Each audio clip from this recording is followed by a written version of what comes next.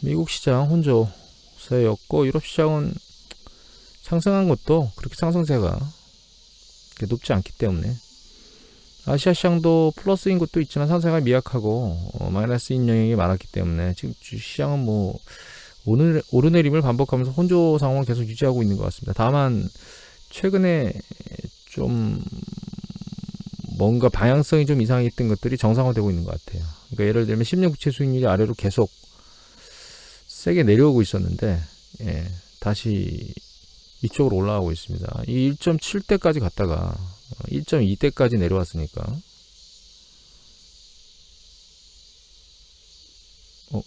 30년을 보고 있었네요. 죄송합니다. 이상해가지고 차트가 1.7대까지 갔다가 1.2대를 깨고 내려왔었는데 이제 추세가 다시 안정화되고 있는 것 같고 달러 인덱스도 보시면 방향성이 올라가던 속도가 탄력이 죽는 것 같더니 다시 재차 위로 올라가면서 직전에 있었던 고점을 뚫으려고 올라가고 있습니다. 이 정상화 패턴으로 가고 있다고 봐야 되겠죠. 원자재도 슈퍼사이클 이런 얘기들을 계속 하던 소리가 시장에서는 없어졌습니다. 이제 그런 얘기들 하는 사람들이 없죠. 유가 상승률은 아래로 계속 내려오고 있고 구리 가격도 이제 살짝 들렸다가 다시 안정화되는 상황을 보이고 있는 것 같아요. 델타 변이나 이런 것들 때문에 이런 현상이 있다라고 생각할 수도 있긴 하지만 그 과도하게 뜨거워졌던 작년 이후에 기저효과로 과도하게 뜨거워졌던 시장이 좀 진정세가 되고 있는 방향으로도 가고 있다라고 생각해 볼 수도 있습니다. 그리고 미국의 그 유가 원유 재고량이 계속 줄기차게 5월 이후에 마이너스 행진을 보이던 게 최근 위아래로 움직이는 그러니까 플러스 마이너스를 보이는 패턴으로 봐서는 수급에 대한 부분이 약간 뭔가 조정이 되고 있는 안정화되고 있는 게 아닌가 이런 생각을 개인적으로 하게 됩니다.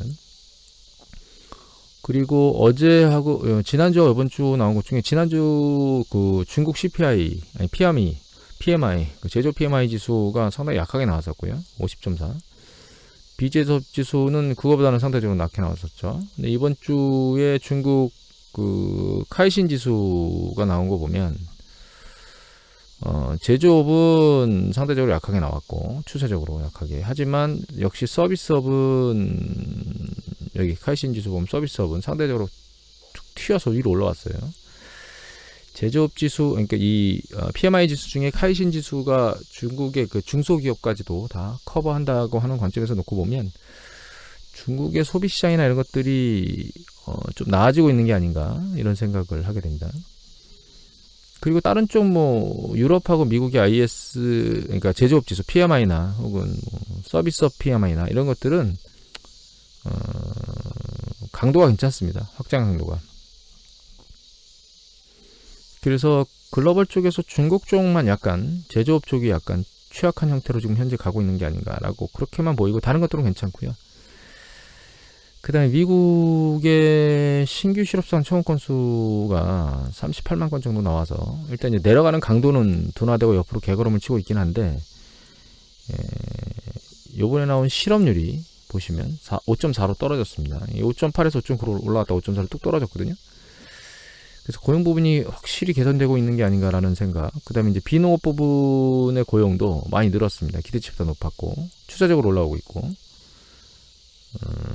이런 부분들 때문에 그 연준에서 테이퍼링 얘기가 계속 나오고 있거든요.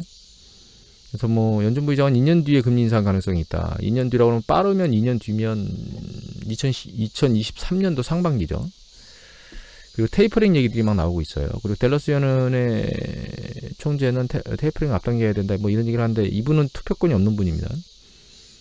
하지만 테이퍼링에 대한 얘기들이 스물스물 나오고 있는데 과거하고 좀 비교해보면 과거에 테이퍼링에 대한 이슈가 나왔던 때가 한 2013년 5월께일 거예요. 버냉키가 먼저 올렸던 게. 이 시기가 잘 보시면 글로벌 금융이 붕괴되기 전에 있었던 정점 부근 정도 주식시장이 올라왔을 때 이 얘기가 있었거든요. 하지만 큰 조정 없이 그냥 올라가다가 그로부터 1년 한 2년 다 된 거죠. 2015년도 5월 달쯤에 주식이 더 이상 못 올라가고 정점을 치고 그 다음에 보면 8월에 한번 조정이 흔들렸다가 2015년 12월 달에 기준금리를 인상했습니다. 그리고 다시 한번 조정받고 이제 그 다음에 추세적으로 다시 올라왔습니다.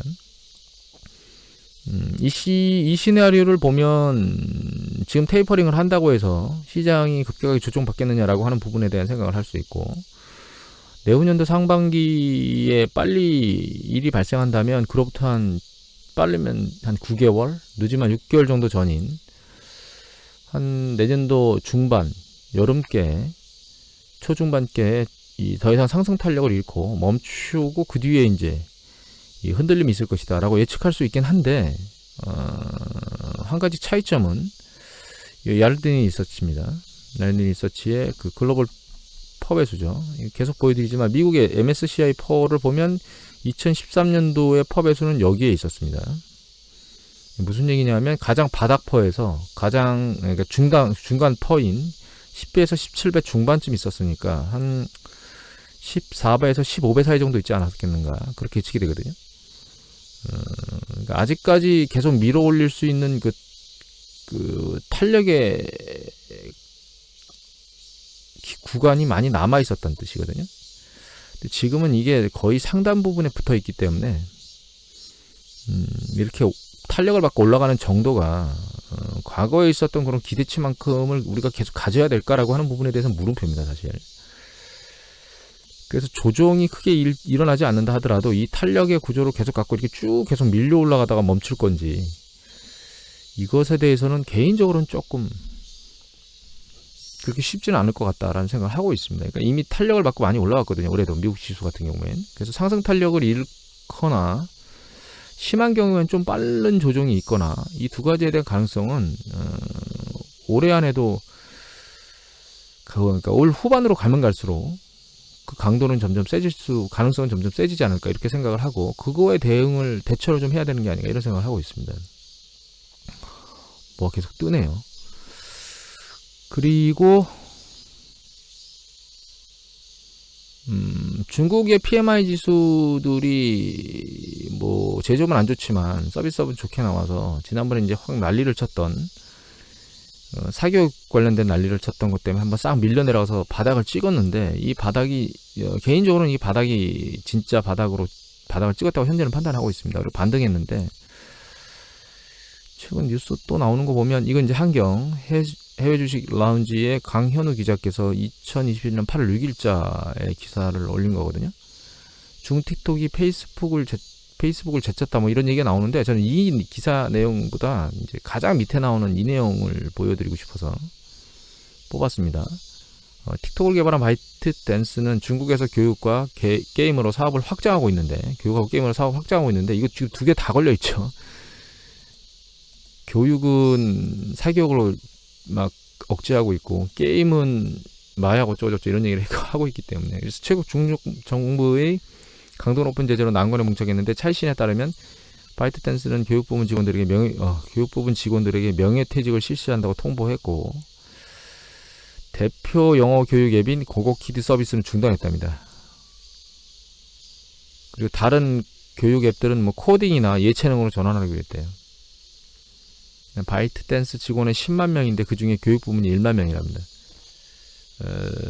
빅테크와 관련된 이런 기술을 통해서 무엇인가 발전하려고 하는 기업들에 대해서 계속 찰떡을 맞는 부분들이 이어지고 있는 걸 좀 유심히 생각해 봐야 될 것 같고요. 메이탄이라고 하는 미국의 중국 음식 배달 탑 기업한테 10억 불의 벌금을 때렸답니다. 10억 불이면 1조가 넘거든요. 텐센트하고 알리바바, 그 다음으로 이 메이텐이 3위의 빅테크 기업인데, 이런 부분들이 중국의 시장 이 지수를 끌어올리는 탄력, 특히 C300 같은 경우 탄력성이 떨어지게 만드는 요인들로 계속 작동이 될 것 같습니다. 그래서 지수를 추적하느니 지금 여기 많이 나오는 것들 중에 지금 변수들이, 그러니까 그 제외되어 있는 중국 기업 중에 이제 가장 선도적인 영역 중에 제외된 것이 전기차 영역입니다. 전기차 영역에 대한 어떤 제재나 이런 부분들은 중국 당국이나 이런 쪽에서 나오지 않고 있고, 글로벌 탑으로 찍히고 있는 전기차 시장이 가장 그나마 중국 시장에서 매력적인 섹터가 아닌가, 그런 생각을 하게 됩니다. 그래서 이 움직임 자체도 달라요. 이미 보여드렸죠. 전기차 시장은 뭐 여기 있는 게 아니고 여기 윗단에 올라가서 아직 계속 움직이고 있습니다.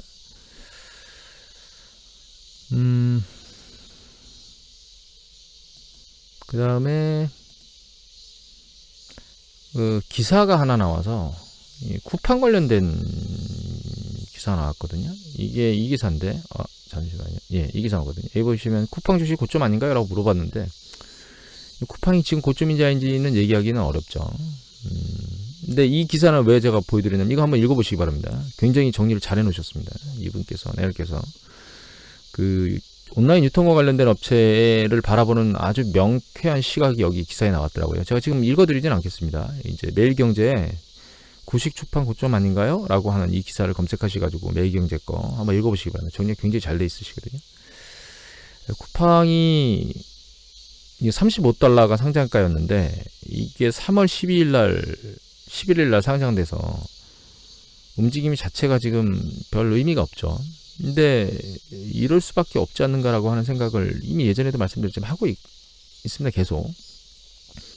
과연 한국 시장에서 무엇을 하고 있는가 쿠팡이라고 하는 생각을 좀 해봐야 될 것 같아요. 뭐 중간에 그 물류창고를 세워가지고 포지션을 늘리거나, 그러니까 점유율을 늘리거나 이런 것들을 하겠다고 하는데 그게 단박에 이루어지는 일일까라는 생각 개인적으로 해보게 되고 상대적으로 이거하고 심각하게 경쟁하고 있는 이마트를 보면, 이마트 같은 경우에는 정영진 부회장이 스타벅스를 인수하면서 그 이전에 움직임이 안 그랬는데 이 스타벅스 인수하면서 머리를 살짝 들었거든요. 힘을 잃었다가. 외국인들이 보시면 이전에는 이런 움직임을 보이지 않았었는데, 보시면 외국인의 움직임을 보면 쭉 한번 매수를 좀 땡기고 있다가, 네, 매수를 일정 부분 땡기고 있다가 다시 놨었거든요. 주식시장에서. 그런데 이마트 인수한다는 얘기를 듣고 다시 또 매수를 일시적으로 쫙 땡기고 있는 상황입니다. 이 추세가 지속될 것이냐라고 하는 논점은 차지하고, 저는 개인적으로 그 경영에 대한 경영에 대한 질에 대한 얘기를 하고 싶거든요. 방향성이 완전 다르긴 합니다. 왜냐하면 이마트 같은 경우는 온오프라인을 다 가지고 있고 창고형까지 해서 사실은 유통의 전체를 다 커버하고 있고, 그 가려고 하는 방향의 질이 단순히 포지션을 그냥 창고를 늘리거나 이런 것으로 해결하겠다는 관점이 아니고 전방위적으로 사람들의 인식구조 안에 들어가겠다는 뜻을 하고 있는 거거든요. 그래서 프로야구 팀도 인수를 하게 되고, 그 다음에 스타벅스 국내에서는 정말 파기력이 세죠. 저는 이게 파기력이 왜 센지 이해를 못하겠는데, 여하튼 스타벅스라고 하는 그 파기력이 세기 때문에 그런 것들을 다 마케팅에 활용하기 위해서 사람들이 인지하는 인지도를 높이기 위해서 전방위적으로 지금 압박을 하고 있는 거거든요. 경영을. 그런 입장에서 놓고 보면 쿠팡은 과연 무엇을 하고 있는가라는 생각을 저는 개인적으로 하게 됩니다. 점유율을 물류센터를 세워서 점유율을 늘리겠다? 뭐 그거는 뭐 모든 유통업자들이 다 해야 되는 일이고, 그거 이외에 뭐 OTT? 과연 그렇게 큰 효과가 있을까요? 라고 하는 물음표를 찍어보게 됩니다. 승자가 누구일지는 잘 모르겠어요. 하지만 경영의 방향성을 잘 보면 어느 쪽이 유리할지는 여러분들이 한번 판단해 보시기 바랍니다. 그리고 미국에, 이거 그냥 지나가는 소식입니다. 이것도 환경 해주라는데 이고은 기자께서 8월 6일자에 쓰셨는데, 와, 전기차 기업 미국에, 여기 기사에 보면 미국의 75%가 테슬라 전기차인데 백악관에 초청을 했나봐요. 그런데 테슬라 초청을 못 받았답니다. 무노조 경영 방침이 원인이라는 얘기 때문에 나오고 있어요. 여기 이쪽만 한 게 아니고 초대된 여기 GM, 그 다음에 포드, 그리고 스텔란티스, 이 세 개의 그 전기차 생산 업체들이 미국의 그 자동차 노조의 30%가 가장 많은 상위 3개 고용주랍니다. 그래서 이게 백악관에 초청된 것 같고, 그 위에 보시면 여기 폭스바겐이나 일본의 도요타도 초청을 못 받았거든요. 그래도 미국의 전기차 중에 74%가 일론 머스크의 차인데, 그리고 여기 이제 초청받으면서 전시를 했나봐요. 그 중에 이제 초청받은 기업주들의 차들만 전시됐겠죠. 74%가 일론 머스크의 차인데 초청받지 못했다는 건 약간 심기가 안 좋을 수 있긴 하지만, 정치라는 게 그런 거죠. 같이 먹고 살아야지. 이런 생각이 듭니다. 개인적으로는. 이거 미국 데이터입니다. 미국 CDC 데이터인데 이 델타 변이 이후에 이 증가세가 굉장히 빠릅니다. 지금 10만이 넘었어요. 1인 확진자 수가 10만이 넘었거든요. 잘 안 잡히네요. 예, 여기 보면 11만, 요보다 좀 넘은 것 같은데 11만 늘려볼까요? 이렇게. 예. 12만까지 올라갔네요. 1일 확진자 수가. 이동평균선은 올라가고 있고, 그 다음에 이거 존스홉킨스 데이터인데 확진율이 꽤나 빨리 올라가고 있습니다. 지금. 그리고 이거는 Our World in Data. 네, 여기 보시면 미국이 여기에 있습니다. 여기 밑에. 예. 굉장히 빠른 속도로 백신을 투여하고 있는데 결과적으로 이게 후반부 가서 안 올라가는 것 같아요. 그러니까 2차 백신까지 끝낸 사람은 49%고 1차 백신까지만 맞은 사람이 8%라 전체 다 맞은 걸 보면 57.8%밖에 안 되거든요. 그러니까 안 올라가고 있습니다. 얘가 일정 수준에서. 우리나라는 스타트가 늦었는데 뒤에 이제 쫓아가고 있고 2차 백신 맞은 건 14% 정도 되고요. 1차 백신 맞은 것까지 다 합하게 되면 40%인데 우리나라도 이게 50% 넘어가면 어떻게 될지 좀 상황을 지켜봐야 될 것 같아요. 그래서 결과적으로는 젊은 분들이 어떻게 백신 투여에 대해서 동참하느냐에 따라서 결과적으로는 이게 상단까지 영국이나 이런 주로 유럽 쪽 국가들이죠. 유럽 쪽 국가까지 올라갈 수 있을지가 결정될 건데 영국의 델타 변이가 심했었고 그걸 테스트하고 있는 걸로 이미 몇 번 말씀드렸죠. 근데 영국이 보시면 이제 급증했다가 약간 아랫단으로 내려와서 하락 정도는 약간 지금 멈추고 있습니다. 하지만 이 환자 수, 그러니까 환자 수가 아니고 이 확진자 수가 이렇게 많음에도 불구하고 밑에 보시면 활동자 수는 늘어나겠죠. 실제로. 왜냐하면 이제 이 활동자라는 게 이제 실제로 환자 수, 전체 케이스가 늘어나겠죠. 그런데 여기 보시면 사망자 수는 안 늘어나고 있습니다. 그만큼 이 추세를 안 따라가고 있죠. 그만큼 델타 변이가 확산세는 빠른데 지금 치명률은 떨어지고 있다. 이렇게 보면 될 것 같아요. 그래서 영국이 이런 패턴대로 계속 가는 걸 보면 결과적으로는 백신을 투여하는 게 가장 중요한 핵심인 것 같고 WHO에서는 서구 선진국에서 너무 너희들만 맞는 거 아니야라고 얘기하지만 경제라고 하는 관점에서 놓고 보면 WHO의 말은 씨가 안 먹힐 겁니다만 결과적으로는 누가 빨리 2차 백신까지 완성시켜서 델타 변이가 확산된다 하더라도 치명률을 떨어뜨리느냐가 결과적으로 관건이기 때문에 그런 쪽으로 계속 움직이게 될 것 같고 그리고 부스터샷 얘기들을 계속 하고 있는데 선진국에서 부스터샷을 뒤로 유예해 주겠느냐라고 하는 부분에 대해서는 제 생각에는 아닐 거라고 생각합니다. 아직까지는 자기들 아까 이미 훨씬 더 바쁘기 때문에 그런 쪽으로 계속 가지 않을까. 사실 이거는 월드오미터 데이터였습니다. 영국 거는. 그래서 사실 코로나와 관련된 이슈는 이제는 경제 투자라고 하는 관점에서는 의미가 없습니다. 왜냐하면 이제 그런 이머징 시장이나 이런 국가 쪽의 움직임은 경제의 GDP의 총 규모, 전 세계 GDP의 총 규모에 대해서 그렇게 크진 않기 때문에 GDP 규모가 큰 영역에서 백신들이 전부 다 투여되고 있다는 관점에서 보면 투자 입장에서는 별로 신경 쓰지 않아도 될 영역이 델타 변이다. 이렇게 마무리를 지으면 될 것 같아요. 오늘 이것을 마치도록 하겠습니다.